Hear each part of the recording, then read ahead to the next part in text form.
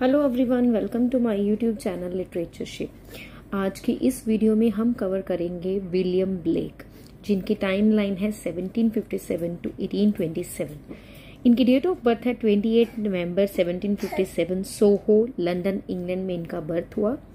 Date of death है इनकी 12 अगस्त 1827, caring cross London England में इनकी डेथ हुई। He was an English poet, painter and print maker. Was the first writer जिन्होंने अपनी आर्टिस्टिक स्किल को अपने वर्क के साथ, अपनी राइटिंग के साथ एड ऑन किया। He was known for the visual arts of the romantic age. Jonathan James ने इनकी प्रेज में कहा, far and away the greatest artist Britain has ever produced.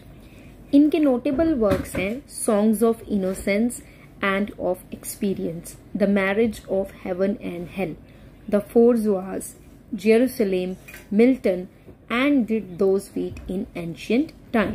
इनकी स्पाउस है कैथरीन बॉशर, जिनके साथ इनकी मैरिज हुई इन 1782। She died childless in 1831.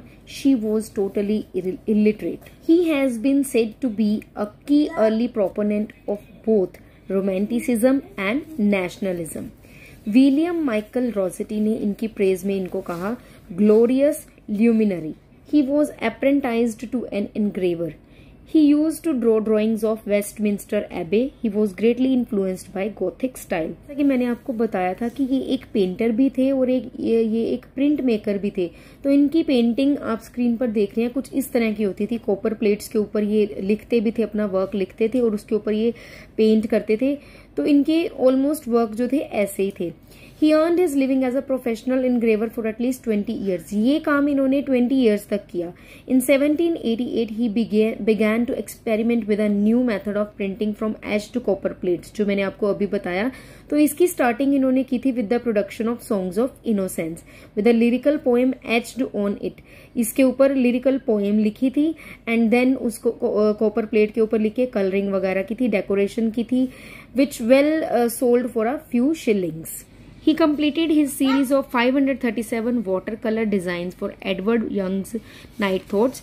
In 1784, he set up a print shop with a friend and former fellow apprentice James Parker. इनके final years जो थे वो they were full of great poverty, but he was cheered up by a group of younger artist friends who called themselves the Ancients. His only criticism was in the Examiner by Leigh Hunt. He was admitted in mental hospital in 1811. Southey declared him insane. इनकी creative art में सबसे most known work था illustrations of the book of Job and a symbolic work Jerusalem. Blake was asked to make illustration of Dante's divine comedy and to engrave them. While doing this work, he died in 1827. His first full biography is written by Alexander Gilchrist. He refers him as Stormy Times. Major works and poetries: All Religions Are One, 1788. America, A Prophecy, 1793. A poem dealing with American independence. Europe, A Prophecy, 1794. America, A Prophecy, Europe, A Prophecy. ये दोनों ही political work है। For Children, The Gates of Paradise, 1793.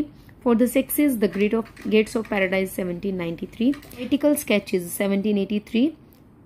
It was the first collection of his verse and prose collected in this by his friends. It was the first printed work of Blake. ये Blake का first printed work था। It was written between 1769 and 1777. Initial जो इसकी publication थी 1783 में, that was not for the public. Only 40 copies जो थी print करी गई थी इनके फ्रेंड के लिए। The next publication जो थी in 1868 by R.H. Shepherd. It consists of 19 lyric poems and are grouped together under the title Miscellaneous Poems. Robert Southey ने ब्लेक की एग्जीबिशन अटेंड करी थी और इन्होंने इनकी मिसलेनी द डॉक्टर में इनकी एक पोएम इंक्लूड करी, that was the mad song. An island in the moon, 1785, a satire जिसमें he ridiculed those distinguished people he had met during the 1783 to 87 and disgusted Blake. Songs of Innocence, 1789 and Songs of Experience, 1794. ये सारे ही black के major works थे। सो I hope आपको ये video अच्छी लगी होगी। If so, please do like, share and subscribe my channel for such videos. Thank you for watching this.